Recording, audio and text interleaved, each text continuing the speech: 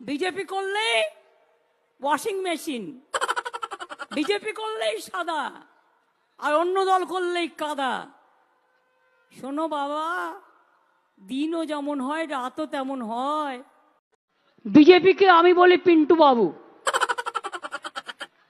तुम पिंटू बाबू को गुस्सा क्यों आता है?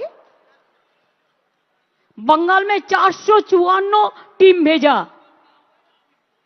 और मणिपुर में हमारा इतना बहन जल गया, इतना नेकेडली पैरेड किया। कितना टीम भेजा आपने? बीजेपी पार्टी आपने कितना टीम भेजा?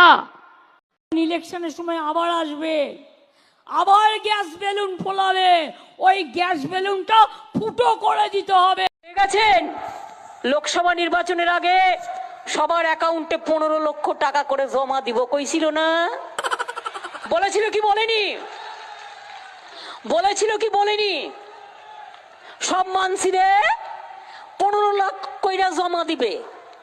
কোথায় গেল? এক পয়সাও নাই, হাওয়া। তাই বিজেপিকে করে দিন এবার। আমি অশান্তি চাই না, কিন্তু যে আপনাকে রোজ কামড়াচ্ছে আপনি তাকে কামড়াবেন না, কিন্তু ফস্ত করতে পারেন।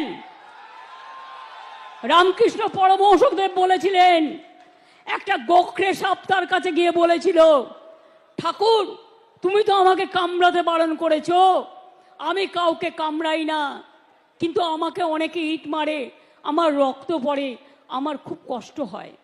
ঠাকুর বললেন, শোনো, তোমাকে আমি কামড়াতে বারণ করেছি, তোমাকে আমি ফোঁস করতে বারণ করিনি।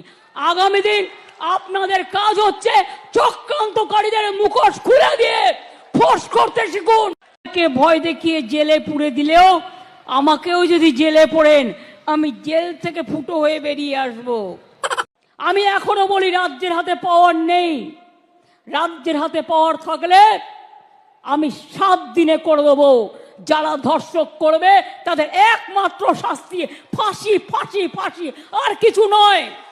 এই একটা কাজ করলে মনে রাখবেন, সব ঠান্ডা হয়ে যাবে। যারা দুর্বৃত্ত তারা ঠান্ডা হয়ে যাবে।